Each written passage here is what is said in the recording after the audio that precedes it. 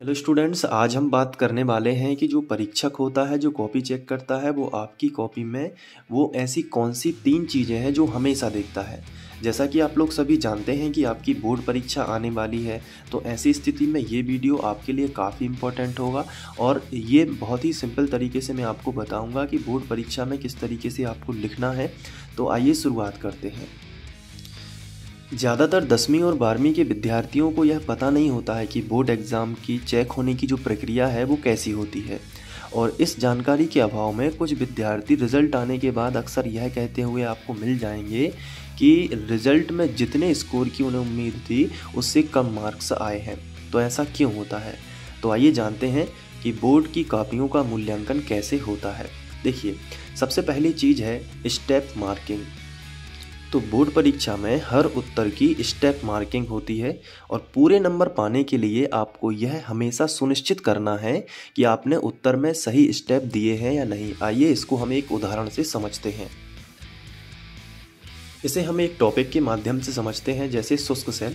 ये 10th में भी इम्पोर्टेंट है और 12th में भी है, तो इसको हम समझते हैं। जैसे यदि आपको क्वेश्चन आता है एग्जाम में, शुष्क सेल क्या है, इसका सचित्र वर्णन कीजिए, तो यहाँ पे आपकी स्टेप मार्किंग होगी। देखिए, आपने उत्तर इस तरीके से दिया है। कोई विद्यार्थी शुष्क सेल हेडिंग डाल के ये लिख देता, फिर चित्र बना देता, फिर नामांकित चित्र, उसी में उपयोग लगा देता, तो इसमें क्या होता, थोड़ा सा दिखने में सही नहीं लगता वो। लेकिन आपने अगर इस तरीके से लिखा है कि आपने अच्छी बढ़िया सी हेडिंग डाली शुष्क सेल, इसके बाद आपने ये पूरा लिख दिया, फिर इसके बाद चित्र के लिए आपने अलग हेडिंग डाली है और चित्र में भी आपने एक तरफ पूरा नामांकन किया है और चित्र भी बिल्कुल स्वच्छ और नामांकित है, तो ये काफ़ी ज़्यादा अच्छा रहेगा आपके लिए और ये परीक्षक पर अच्छा प्रभाव डालेगा। इसके साथ जैसे कि आप देख रहे हैं कि जो रासायनिक अभिक्रियाएं हैं ना, वो भी आपने इसकी अलग से हेडिंग डाली है और उसके अंदर भी आपने ये बताया है कि ये वाली रिएक्शन कैथोड पर हुई है और ये वाली रिएक्शन एनोड पर हुई है, तो इससे भी काफ़ी ज़्यादा इफेक्ट पड़ता है। इसके बाद जैसे कि आप उपयोग अलग से हेडिंग डालोगे, उपयोग, और आप इस तरीके से 2 उपयोग बताओगे या 3 भी उपयोग बता सकते हो, जितने आपने किसी भी चीज़ की उपयोग पढ़े हैं, या और भी अदर क्वेश्चन की यदि हम कल्पना करें तो वो भी यहाँ पे हम लिख सकते हैं। और ख़ास तौर पर ये भी रहता है कि कई आंसर ऐसे होते हैं जिसमें हमें विशेष भी लिखना पड़ता है, तो इस तरीके से हम विशेष भी लिख सकते हैं। तो ये जो उत्तर होगा ये काफ़ी इफेक्टिव होगा और इसमें आपके नंबर कटने के बहुत ही कम चांस होंगे। संभावना ये होगी कि आपको इसमें पूरे से ज़्यादा पूरे से पूरे नंबर मिले। और आपको क्या होता है, यहाँ पे लिखावट यदि आपकी अच्छी नहीं भी आती है तो आप थोड़ा दूर दूर लिख सकते हैं, बस परीक्षक को समझ में आना चाहिए कि आपने क्या लिखा है। तो आपको स्टेप मार्किंग का बहुत ही अच्छा ध्यान रखना है। पूरे नंबर पाने के लिए आपको ये चीज़ ध्यान ज़रूर रखनी है कि आपने उत्तर सही स्टेप बाय स्टेप दिए हैं या नहीं दिए हैं। दूसरा और इम्पोर्टेंट पॉइंट आता है, मतलब दूसरी चीज़ ये है जो परीक्षक हमारी कॉपी में देखता है, वो है उत्तर आपने कैसे दर्शाया है। अगर हम बोर्ड एग्ज़ाम की बात करें तो लाखों विद्यार्थी 10वीं और 12वीं के एग्ज़ाम देते हैं और कॉपियों को चेक करने और पूरा प्रोसेस ख़त्म करने के लिए बोर्ड के पास भी कम समय होता है। जैसे कि आपको पता है कि लगभग 2 से 3 महीने होते हैं, या 3 महीने ना माने 2 से ढाई महीने ही होते हैं। तो इतने समय में उन्हें पूरा जो प्रोसेस है वो कंप्लीट करना होता है। और कुछ शिक्षक ज़्यादा से ज़्यादा पैसा भी कमाना चाहते हैं, इसलिए जो विद्यार्थी सही उत्तर, शीर्षक, उपशीर्षक, बुलेट पॉइंट्स, डायग्राम इत्यादि का इस्तेमाल करते हैं, उनको पूरे नंबर मिलने की संभावना बढ़ जाती है। जैसे कि अगर हम देखें तो कहीं कहीं हमें डायग्राम भी बनाना पड़ता है, ग्राफ भी बनाने पड़ते हैं और शीर्षक उपशीर्षक भी लगाने होते हैं। शीर्षक उपशीर्षक क्या कहलाते हैं, जैसे हमने यहाँ पे कोई सेंटर हेडिंग डाली और उसका उपशीर्षक यहाँ पे आएगा, तो ये सब चीज़ें आपको काफ़ी ज़्यादा ध्यान रखनी होती हैं। जैसे आपने यहाँ पे डाला AC डायनामो, तो यहाँ पे आपने लिखा उसका सिद्धांत, तो ये हो जाएगा मेन टाइटल और ये उसका सब टाइटल मतलब उपशीर्षक होगा। तो ये सब चीज़ें अगर जांचने वाले को साफ साफ दिखती हैं तो उसे ढूंढना नहीं पड़ता है, बहुत ही कम समय लगता है।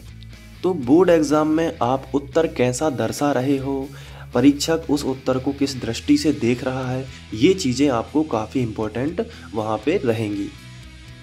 बुलेट्स पॉइंट्स का भी आपको ध्यान रखना है। जैसे आप कोई भी चीज़ पॉइंट्स में बता रहे हैं तो आप इस तरीके के पॉइंट्स लगा सकते हैं। जैसे ये हो गया, ये हो गया, यहाँ पे आपने कोई सेंटेंस लिख दिया, फिर इसके बाद ये पॉइंट लगा दिया, यहाँ पे कोई सेंटेंस लिख दिया, यहाँ पे ये पॉइंट्स लगा दिया। तो आप ये बुलेट्स पॉइंट्स का भी इस्तेमाल कर सकते हैं। अच्छे डायग्राम बनाइए, स्वच्छ नामांकित चित्र बनाइए, घर पर अच्छे से प्रैक्टिस कर लीजिए इन सब चीज़ों की, ताकि जब एग्ज़ाम में आप लिखो तो अच्छा कॉन्फिडेंस आए। ये सब छोटी छोटी चीज़ें हैं जो आपको ध्यान रखनी पड़ेंगी। अगर उत्तर में आपने बड़े बड़े पैराग्राफ लिखे हैं तो शिक्षक को जानकारी ढूंढकर निकालनी होगी, और इस चक्कर में हो सकता है कि उत्तर में कुछ महत्वपूर्ण बिंदु शिक्षक को ना मिल पाएँ। और यह भी हो सकता है कि जो शिक्षक है पूरे नंबर की बजाय जल्दबाजी में आपको औसत नंबर दे दे। तो आपको ये काफ़ी चीज़ें हैं जो याद रखनी है, जिसमें पहली चीज़ क्या है, स्टेप मार्किंग। आपको ये देखना है कि आपने उत्तर जो है स्टेप बाय स्टेप लिखा है कि नहीं। दूसरा क्या है कि आपका जो उत्तर का रिप्रेजेंटेशन है, मतलब आपने उत्तर किस तरीके से दर्शाया है, ये भी आपको वहाँ पे ध्यान रखना होगा। अब तीसरा जो महत्वपूर्ण स्टेप है, मतलब जो तीसरी चीज़ है, वो है कि ज़्यादा शब्दों का मतलब ये नहीं होता कि आपको ज़्यादा नंबर मिले। कुछ विद्यार्थियों को ये बहुत बड़ी गलतफहमी होती है कि ज़्यादा से ज़्यादा लिखो तो ज़्यादा से ज़्यादा नंबर मिलेंगे या पूरे नंबर मिलेंगे।